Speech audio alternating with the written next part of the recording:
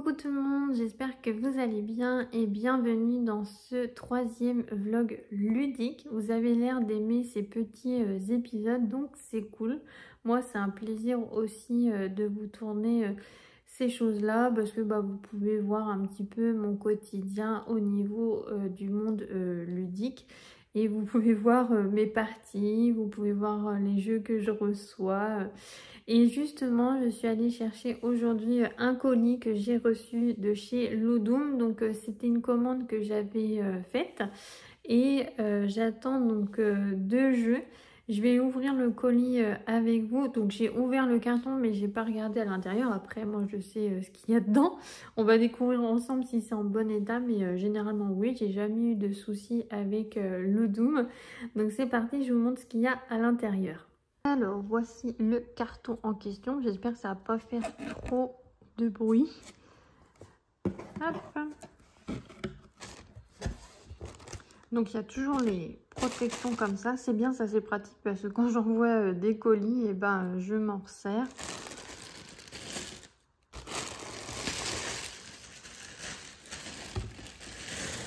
Alors, nous avons un premier jeu qui peut peut-être d'ailleurs vous surprendre.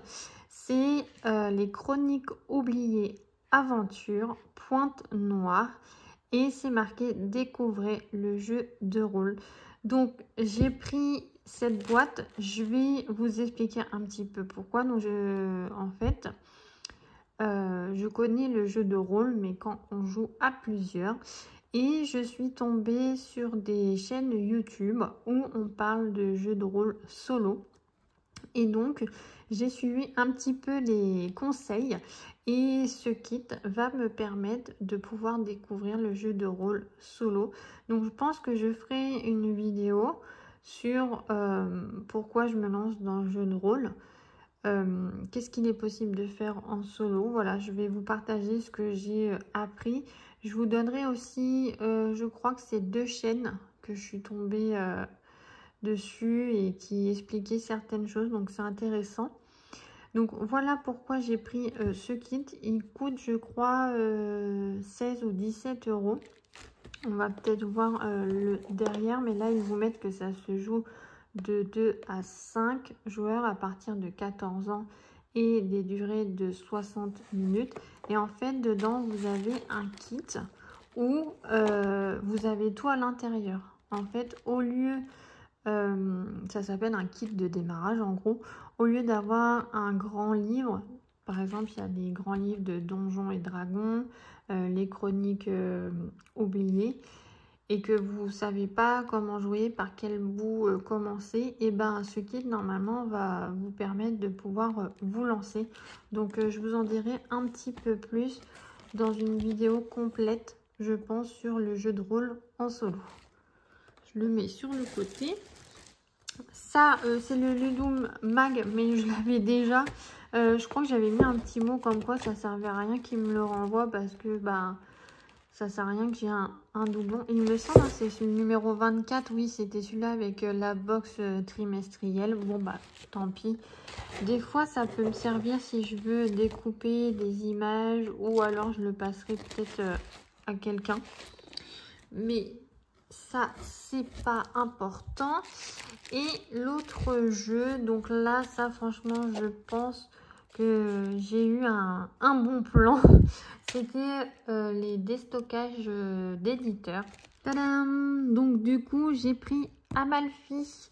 Alors c'était un jeu que quand il est sorti, j'avais vu que ça avait l'air pas trop mal. Je sais que beaucoup de solos l'avaient aimé. Mais pour ma part, j'avais peut-être eu un petit peu peur des règles. Et surtout, c'était au niveau des ressources.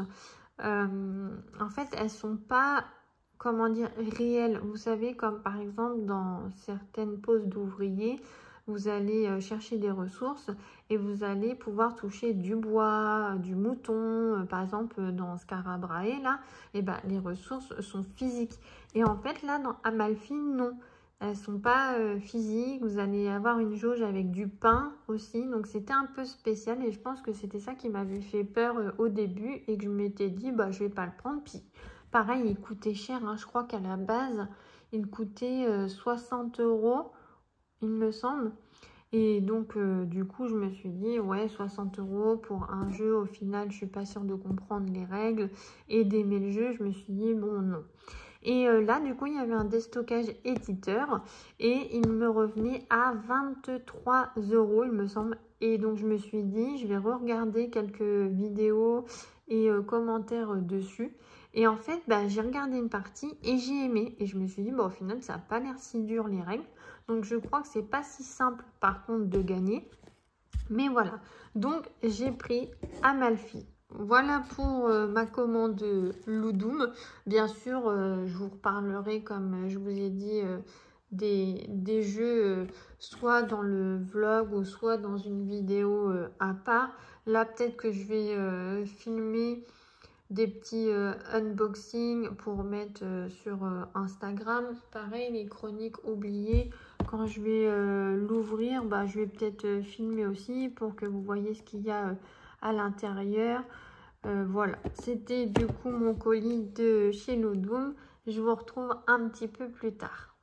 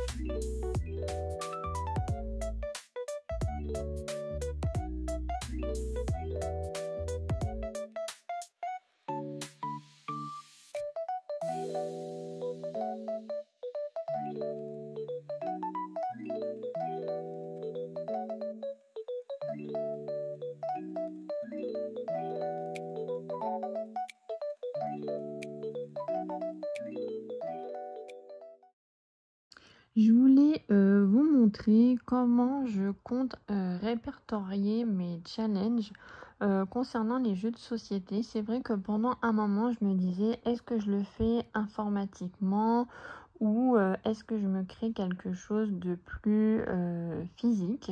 Et du coup, j'ai opté, je pense, pour une version dans un cahier et une version écrite où je vais pouvoir customiser mes pages. Et j'ai donc fait celle de Daydream, donc il y a un petit moment. Alors, vous l'avez peut-être déjà vu sur mon Instagram et les précédents vlogs. Et je sais que parmi vous, il y en a qui avaient bien aimé. Et c'est vrai que Daydream, je trouve que je l'ai faite et je la trouve trop mignonne. Et là, je vous ai fait en vidéo le début de Harmonize et je voulais vous montrer à quoi ressemblait la fin de cette mise en page pour ce jeu de société. Donc voilà à quoi ça ressemble. Alors, je la trouve pas aussi belle que Daydream, mais je trouve qu'elle est quand même sympathique. Donc j'ai repris le titre bleu et blanc. Et j'ai mis aussi donc les challenges solo, la campagne Melodies, donc où on retrouve chaque scénario. Il y a les points qu'on doit atteindre et j'ai essayé de remettre les animaux qu'on attendait de nos cartes. Donc par exemple dans le scénario numéro 2, c'est l'univers des oiseaux, donc on a le corbeau à faire en carte. Par exemple, pour Welcome to the Jungle, on a la grenouille et je crois le perroquet. Donc voilà, j'ai essayé de reprendre un petit peu ça. Et on a 15 scénarios. Donc j'ai fait un petit mélange de couleurs. Donc le rouge pour représenter le village. Après là on a, je ne sais pas si vous allez voir les petits points, c'est en vert donc pour la forêt. Là j'ai fait une rivière. J'ai hésité à savoir si je refaisais la rivière un petit peu dans les animaux et tout ça. Mais je me suis dit ça risque de gâcher un petit peu. Mais voilà, je pense que j'ai peut-être trouvé mon système de notation pour savoir si je réussis les challenges ou pas. Là d'ailleurs, il faudra que je marque parce que le scénario numéro 1, je l'ai validé. J'ai fait 90 points. Par contre, Wingspan, faudra que je le refasse le scénario numéro 2 parce que la vidéo que j'ai faite, j'ai utilisé le plateau A et il fallait que j'utilise le plateau B. Donc, je vais dire que je n'ai pas validé. Il faudra que je le retente. Donc voilà, comment vous notez vos petits challenges? Dites-moi en commentaire, ça m'intéresse. Est-ce que vous aussi, vous faites dans un petit cahier par écrit? Je pense qu'en fait, c'est une bonne idée pour moi parce que déjà, eh ben, ça me fait 2 activités en une, je pense. Là, je fais mes petits collages, ça me détend. Je réfléchis à comment je peux orienter ça et comment mettre ça. Et puis, du coup, bah, ça me fera vraiment un souvenir. Et au moins, c'est marqué de où j'en suis dans mon avancée. Je sais qu'il faudra que je pense faudra que j'en fasse un pour le mur d'Adrien, mais vu que pour l'instant j'avance pas dans le scénario, on va dire que ça presse pas.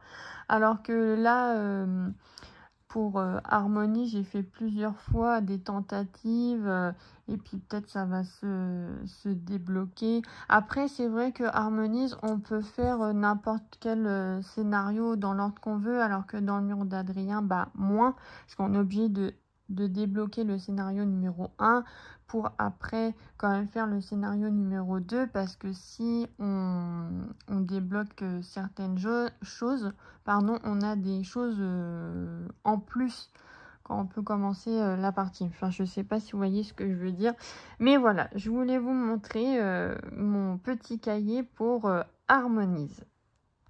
J'ai fait une vidéo il n'y a pas longtemps là sur YouTube où je vous parle du jeu de rôle en solo.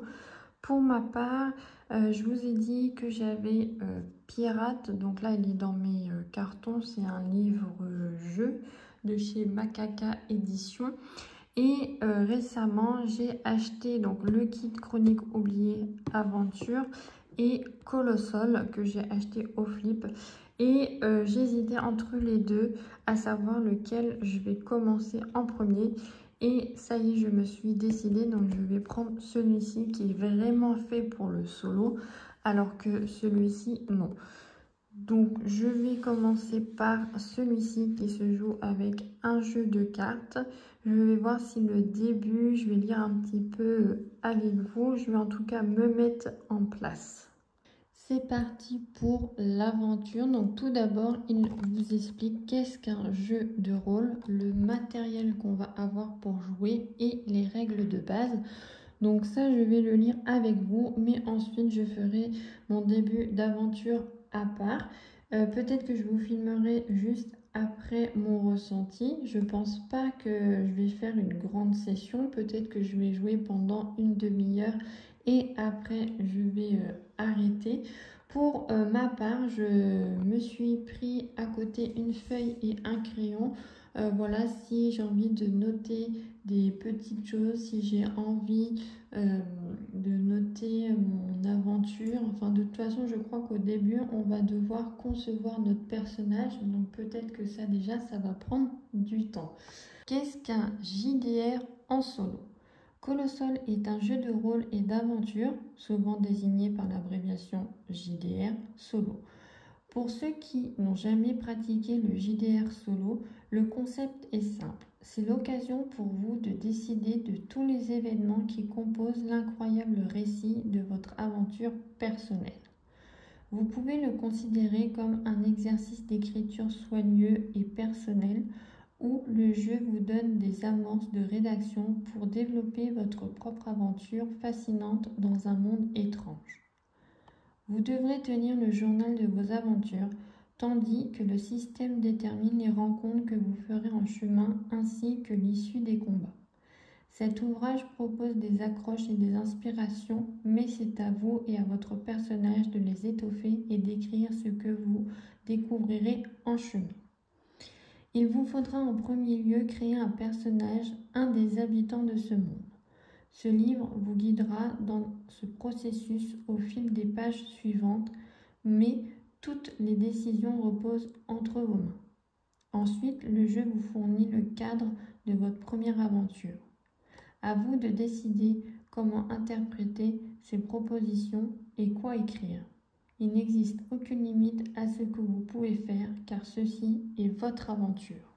Si vous engagez le combat, certaines règles y sont consacrées dans la section combat de ce livre. Mais là encore, elles ne servent qu'à vous donner une idée générale du déroulement de la bataille. À vous de décider de ce qui la rend époustouflante. De quoi ai-je besoin pour jouer? Pour jouer à Colossal, il vous suffit de disposer de ce qui suit.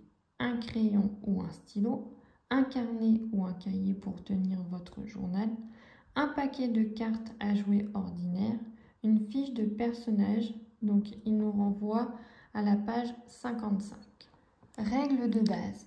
Le jeu utilise un paquet de cartes à jouer ordinaire pour définir ce qui arrive à votre personnage au cours de son aventure. Son déroulement se divise en deux phases, la phase d'exploration et la phase de combat. Lors de chacune de ces phases, vous tirerez un certain nombre de cartes, puis consulterez ce qui correspond à ces résultats dans les tables de cet ouvrage. Elles vous révéleront ce que vous et votre personnage avez découvert ou ce qui va se passer durant le combat en cours. Ensuite, c'est à vous de développer ces idées et d'écrire une entrée dans le journal de votre personnage, en décrivant votre interprétation sous forme d'un récit de vos aventures. Des règles de base vous fournissent une structure générale et des résultats aléatoires, mais c'est à vous de décider comment lire ces résultats et appliquer ces règles lors de la rédaction. Ce livre ne contient pas toutes les réponses aux mystères du Colossal et n'explique pas comment chacun de ces éléments fonctionne. Ces bides volontaires vous donnent l'occasion de personnaliser votre aventure et de lâcher votre imagination. Si vous trouvez une machine ancienne, c'est à vous de décrire ce qu'elle fait. Et si vous tombez sur une ruine antique, c'est à vous de décider qui y habitait il y a des siècles. Laissez votre imagination battre la campagne dans les pièces contrées du Colossal. Donc voilà, ils nous disent du coup qu'est-ce qu'est le jeu de rôle, quel matériel on a et les règles de base. Donc ils vous disent bien qu'il y a des choses qui vont nous orienter avec le tirage de cartes et les tableaux. On va avoir un côté exploration et un côté combat. Et il y a certains vides qu'on va devoir combler avec notre imagination. Donc du coup c'est parti pour mon aventure. Je pense que je vais vous reprendre tout à l'heure pour vous dire déjà ma première expérience, qu'est-ce que j'ai fait. Ça va faire à peu près 1 heure que je suis donc sur Colossal. Donc je vais vous dire à peu près qu'est-ce que j'ai fait pendant cette 1 heure-là. Là, je suis arrivée aux règles d'exploration. Donc je vais arrêter ici. Donc c'est bien, vous avez un petit tissu qui vous permet de noter en gros la page où vous êtes. Alors, pour ma part, qu'est-ce que j'ai fait? J'ai créé donc déjà mon personnage. Donc j'ai fait la vocation, la nature et la classe de mon personnage. Donc pour la vocation, j'ai tiré une carte, j'avais un tableau et selon la valeur, ça me donnait en gros ma quête, mon histoire, mon objectif en gros de mon aventure. Donc pour ma part, j'ai pioché un valet et en gros pour moi, ça va être une quête. Et je vais devoir essayer en gros de la résoudre. Après la nature, donc j'ai tiré une carte numéro 9, donc c'est la nature de mon personnage, comment il va être. Donc pour ma part, je suis un personnage haut en couleur qui raconte des histoires exagérées et qui a un rire tonitruant. Après, j'ai dû choisir donc la classe de mon personnage. Donc, je crois qu'il y en a 3 ou 4. Et moi, je suis allée vers l'accompagné, qui signifie que mon personnage va être accompagné par un autre personnage. Donc, l'autre petit personnage, c'est un bœuf frelé. Et pareil, mon bœuf frelé, je vais devoir le constituer. Il faut que j'essaie de me l'imaginer, de voir comment il est physiquement, s'il a une magie ou non. Donc pour le type de magie, ça j'ai tiré une carte. Et le type de corps également, j'ai tiré une carte. Vous avez des petits tableaux et on vous dit ce qu'il en est. Après, pour la valeur d'exploration, la valeur de combat, je les ai réécrites ici, mais sinon, c'était déjà dans la description ici, la classe de mon personnage.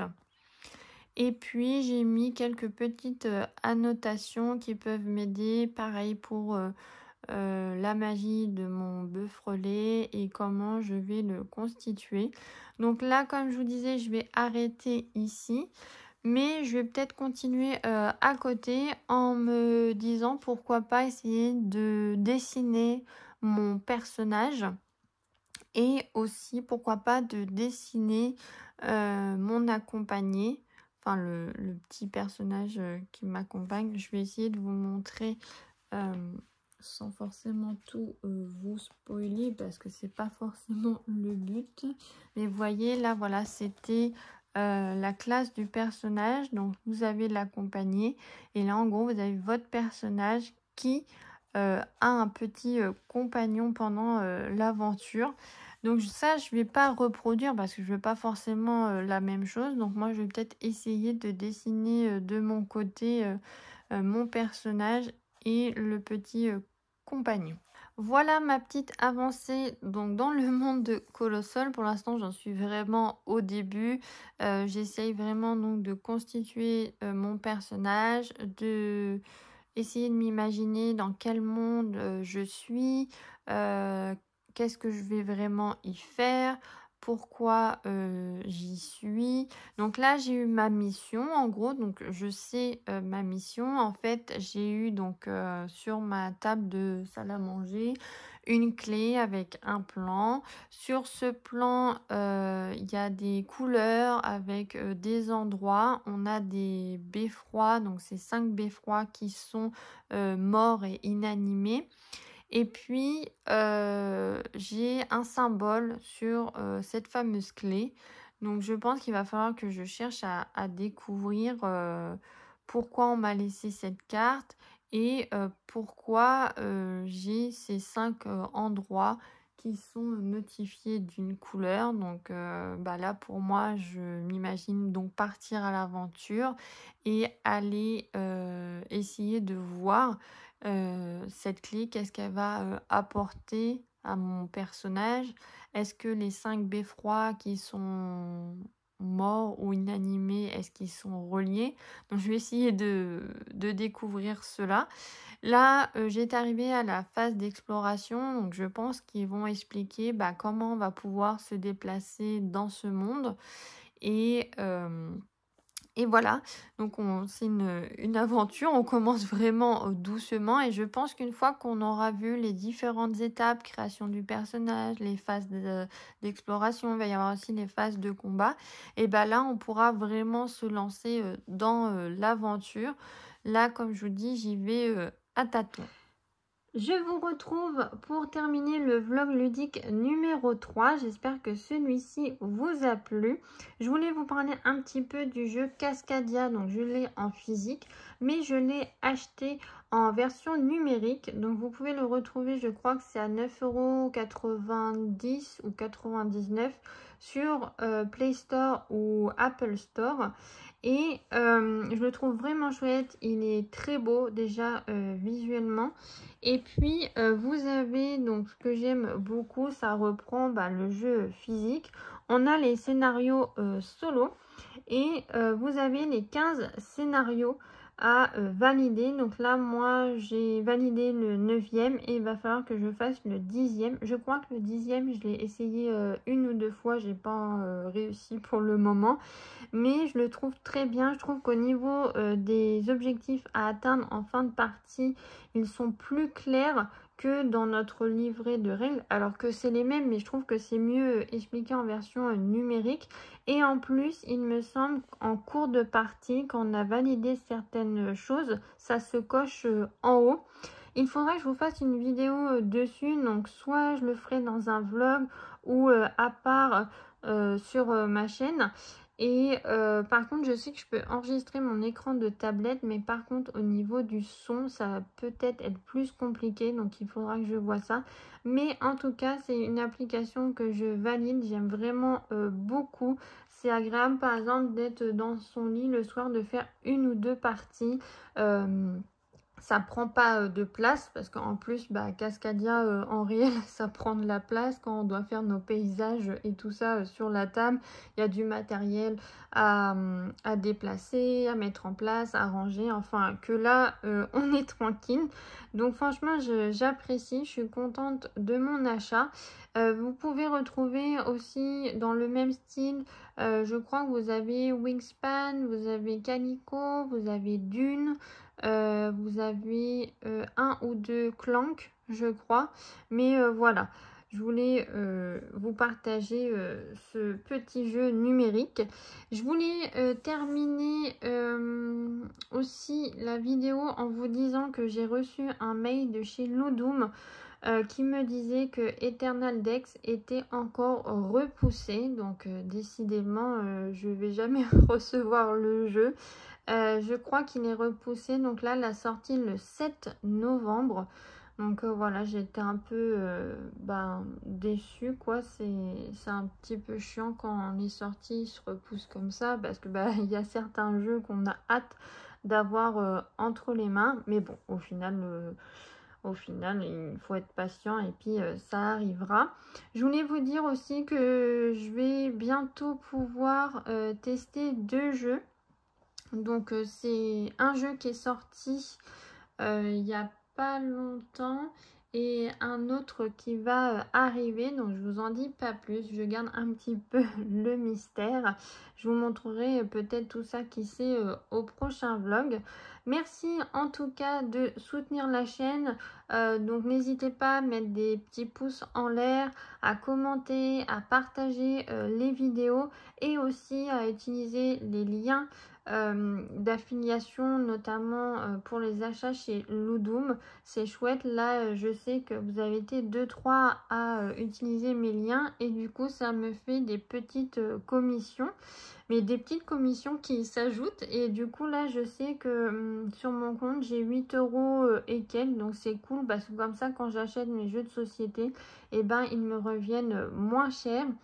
Je pense que bientôt je vais pouvoir commander la box Ludum trimestrielle, donc celle du mois d'automne. Donc j'ai hâte de savoir ce qu'il y a à l'intérieur. Je vous fais de gros bisous et à bientôt. Salut!